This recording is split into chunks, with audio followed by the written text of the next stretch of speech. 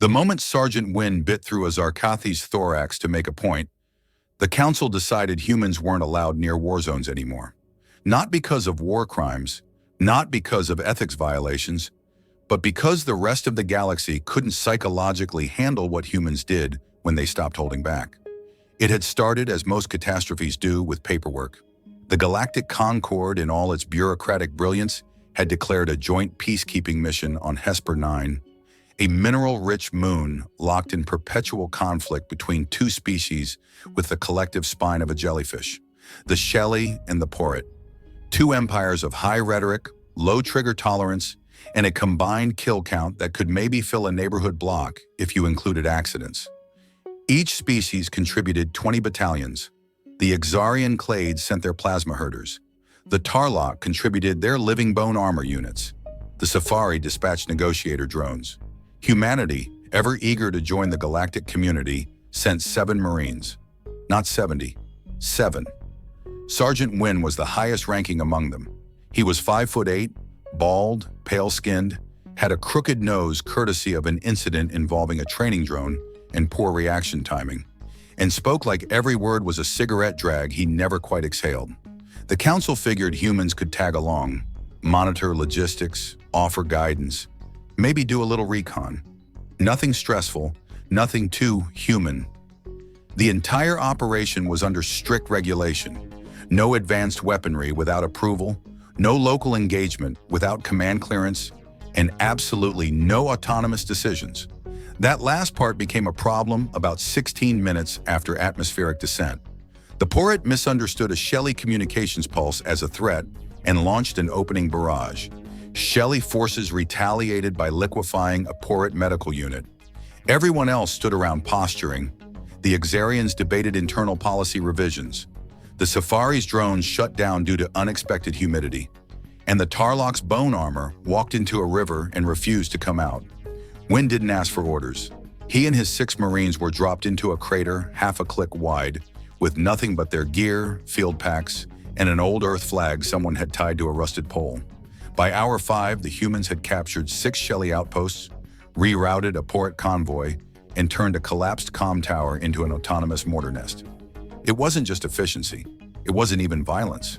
It was the way they did it. A Porret field commander later described it as being dissected alive with smiles and shared lunch rations. The Shelley called it the moment God blinked. The humans? They called it Tuesday. Wynn didn't revel in war. He didn't monologue or threaten or roar. He moved like someone finishing a checklist, one unit at a time. Clean, effective, unemotional. He knew every move before he made it, not because he was gifted, but because Earth's military doctrine had been forged in fires other species had never tasted. See, the galaxy didn't understand Earth's history.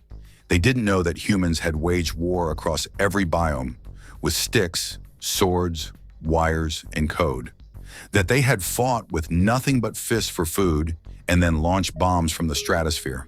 That they had bred centuries of strategy into their bones, not for conquest, but because survival left no other option. The tipping point was a broadcast. A Council drone had hovered too close to a human unit during the siege of Ridge Delta 12. Footage was leaked, first unintentionally, then deliberately, showing Wynn entering an enemy bunker solo after his team took heavy shrapnel from an illegal grav mine. He didn't go in guns blazing.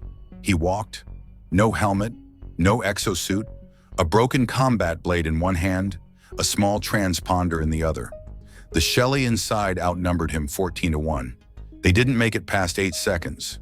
That footage changed everything, not just because of the efficiency, but because of the quiet.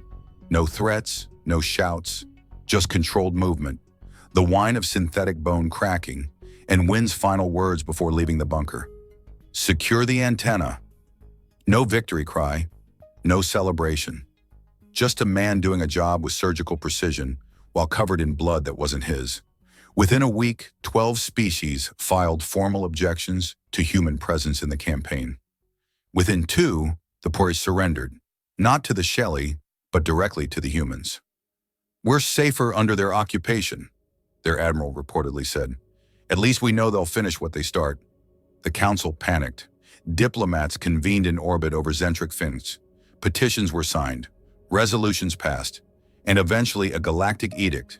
Effective immediately, humans are to be excluded from all active war zones, peacekeeping missions, and planetary conflict engagements until further notice. The official reason: preservation of psychological integrity among galactic Concord species. Unofficially, they were afraid. Not of Earth's weapons, not even of their soldiers, but of what humans did when they no longer needed permission. They didn't tell Sergeant Wynn directly. They told his logistics officer, who told command, who then sent it down the chain until a clean-shaven corporal with a datapad walked up to Wynn during a maintenance sweep and said, "Sir, we're being recalled." Wynn didn't blink. He was wrist-deep in a disassembled repeater turret. He pulled a carbon-scorched coil from the assembly, set it down gently and said, "Why?" The corporal checked the datapad, hesitated, then said, "It just says Directive 647B, Council mandate, effective immediately." Wynn nodded once. The turret remained disassembled. They were extracted from Ridge Delta 12 in a skiff half the size of a shipping crate. The flight out was silent. No debrief, no eye contact. The other species didn't meet them on the landing pad, didn't even look through windows. It was as if humanity had become something to be studied from behind reinforced glass. The ship that took them home was escorted by council vessels, not for safety, for containment. Back on Earth, they were welcomed with forced smiles and soft reassurances. Medals, ceremonies, more medals, all televised. Not a single member of the media asked about Ridge Delta 12. Not a single soldier gave a statement. Wynn stood in line, received a thin metal disc, and saluted men in uniforms who'd never seen vacuum frost on a rifle stock. Then the reports started. The Shelley had built new walls where the humans once operated. Defensive bunkers aimed at nothing. The port began training troops in human formations, but couldn't match the cohesion. A black market formed for scraps of footage from the operation, shaky drone feeds, intercepted comms, distant heat signatures. They called it the method. Council analysts studied human tactics. They couldn't understand them. There was no logic to the aggression, no identifiable escalation ladder. Just movements so fast and focused, they looked random until it was too late. The Safari released a classified memo that leaked within hours. One line stood out: human engagement strategy cannot be reverse engineered. It is not a system. It is a state of mind incompatible with the Concord's psychological baseline. That memo reached Colonel Marnick of the Atraxi Border Command. He printed it, burned it, and sent a personal envoy to Earth requesting non-combat assistance during a security crisis near the Carthan Spiral. Earth declined. 3 months later, the crisis became a war. The Atraxi lost 5 border worlds in 16 days. The enemy wasn't better armed, just smarter. They exploited hesitation, played politics, knew that conquered troops needed consensus before action. The Council deployed more diplomats, held summits, issued threats. Nothing changed. Except one thing. Out of the public eye in a dim office buried under a steel complex in what used to be northern Manitoba, Wynn sat across from a man with a prosthetic jaw and a security badge that had no name. "You're not being reinstated," the man said. Wynn nodded. "Expected. But we need something done." "Also expected." The man placed a small black disc on the table. It activated without touch, displaying a 3-dimensional map of the Carthan Spiral. Red markers blinked across multiple systems. "Unmanned, unclaimed, unprotected," the man said. "Atraxi pulled back, civilians left behind." Wynn looked at the map. He didn't ask who authorized the mission. He didn't ask if the Council knew. He just said, "How many?" 5 teams, 8 per team. Former deployables only. Wynn leaned back. "Equipment? Whatever you want, as long as it doesn't glow in the dark or scream when you shoot it." Wynn allowed the faintest twitch of a smile. "Just one rule," the man added. "If you're captured, you don't exist." This conversation didn't happen. Wynn stood. "We were never here." The man didn't nod. He just turned off the disc and left. 2 weeks later, 5 transport freighters registered to Shell Corporations left Earth orbit. Their declared cargo: obsolete mining drones. Their destination: outer rim supply routes. They weren't tracked. They weren't scanned. But the Carthan spiral changed shortly after they arrived. Unmarked strikes began hitting logistics hubs used by the enemy. Communications blacked out for hours at a time, then returned with entire units missing. Local rebel groups, once disorganized, suddenly started fighting with precision, as if trained by ghosts. It was never public, but rumors spread. One such story came from a merchant captain who docked at Outpost Vela 13. He said he saw a man in an old Terran uniform walking alone through the remains of a raided base, dragging an enemy officer by the collar and whispering into a wrist mic. No helmet, no insignia, no expression. When asked if he was sure it was a human, the merchant replied, "He moved like the war had already ended and he was just collecting debts." The first official denial came from the Council's Security Assembly. When asked directly if humans were operating in the Carthan spiral, they answered with confident ambiguity. No Concord recognized human combatants are active in that sector. They weren't lying. None of the men Wynn brought with him were Concord recognized anymore. Each had been discharged, honorably or otherwise. Some ran scrapyards. Others trained militias on remote moons or worked as freelance miners. One drove a refrigerated cargo rig until the message came. A simple packet of coordinates. No names, no mission brief. They showed up anyway. The operations had no emblem, no broadcasts, no traceable signatures. They moved under blackout, took out comm towers first, left no footage, no biometric residue, no wounded. Only absence. Even the enemy couldn't agree on what was happening. One report described interdimensional ghosts. Another claimed the attacks came from rogue Shelley tech. The more rational minds suggested rebel splinter cells, but those cells operated far too cleanly, too surgically, and with tactics that bore the distinct echo of Earth's doctrine. The problem was that Earth wasn't talking, at least not officially. Publicly, Earth maintained its compliance. Representatives gave speeches about peace, innovation, cultural exchange. But beneath the surface, small, unexplained shipments kept vanishing from military stockpiles. Gear with serial numbers filed under obsolete reserve inventory went missing. Entire crates of unregistered ordnance were rerouted mid-shipment and never logged again. Someone high enough was authorizing it. No one said who. No one asked. Not if they wanted to keep their clearance. And in the Carthan spiral, Wynn's teams kept moving. They adapted quickly, operated in near silence. One of their protocols required daily comm silence drills, 24 hours without a single spoken word. Orders were given via gesture or blinking HUD patterns, movements choreographed like old dance routines. Each man knew his role, not because he was told, but because he understood how every other man would think. It wasn't training, it was conditioning. You couldn't fake it. You had to be born from it. That kind of coordination frightened species who still needed 10 committee votes to authorize a drone flight.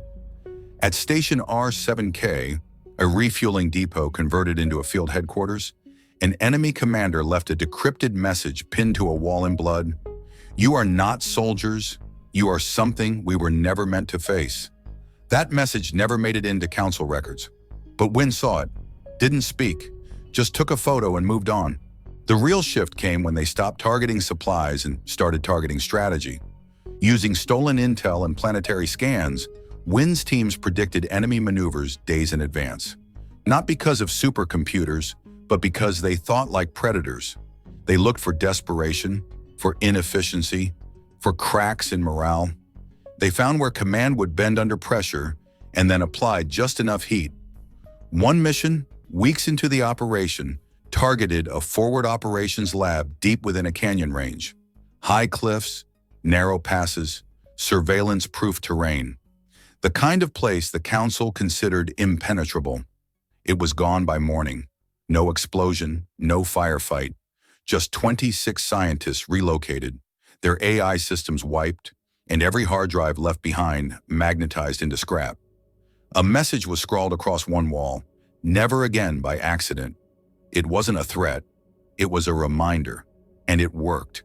The war effort fractured, not because of overwhelming force, but because doubt did more damage than fire.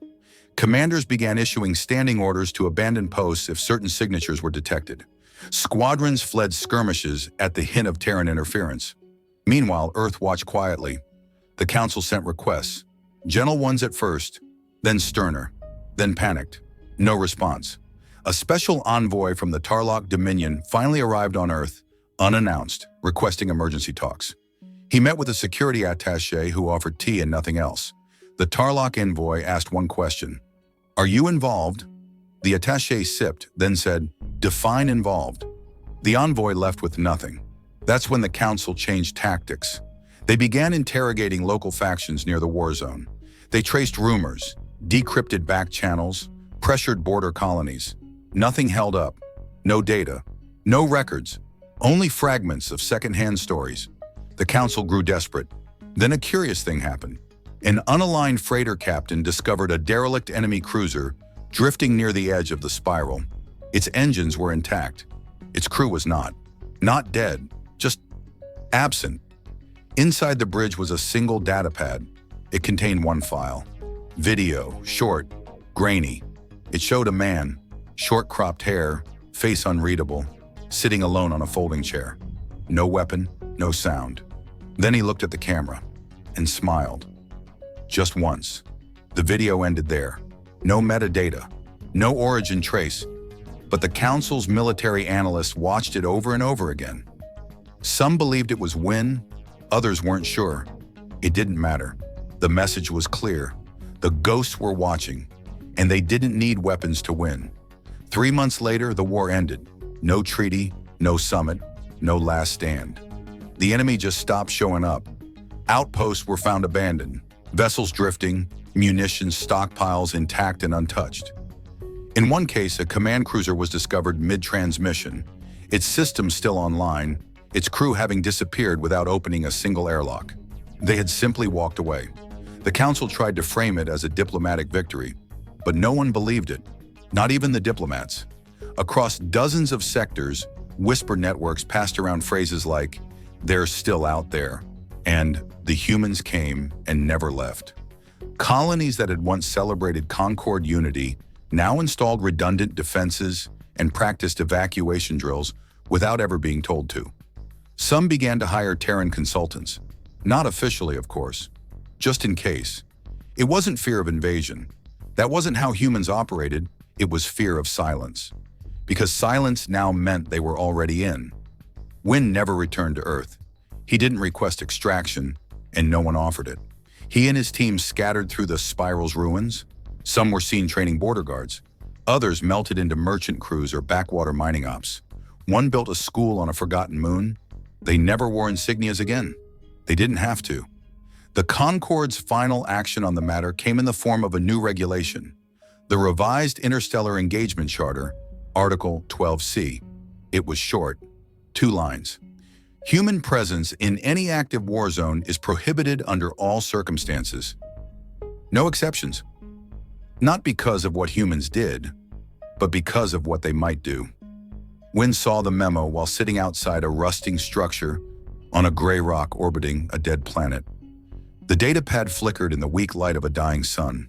He read it twice, then shut it off. Nearby, a boy, maybe 10 years old, struggled to carry a training rifle that was too long for his shoulders. Wynn stood, took the rifle, and began to adjust the weight balance. The boy didn't ask who he was. He just listened. Elsewhere, across hundreds of scattered stations and former war fronts, stories continued to grow. A supply station near Traxxas 4 claimed their system blackout had ended after an unknown signal pulsed 3 times in Terran Morse. When decoded, it simply said, "Not yet." A mercenary commander on Argyl's belt was found restrained in his own barracks, alive, with a message drawn in grease across his armor. "This isn't your playground." And a patrol frigate reported spotting a long-range shuttle transmitting an extinct Earth frequency. When hailed, the only response they received was an old recording of rainfall over concrete. No ship was ever found. The ghost stories evolved. They weren't about bloodshed anymore. They were about presence, about the idea that once a human had been somewhere, it would never fully belong to anyone else again. Not because they claimed it, but because their absence was louder than most species' presence. The Council convened again. This time they didn't argue. They passed resolutions with grim efficiency. They increased funding for diplomacy programs, canceled combat trials, introduced mandatory conflict de-escalation courses across all militaries. The message was clear. If conflict reached a certain point, the humans might come back, and if they came back, it meant the talking was over.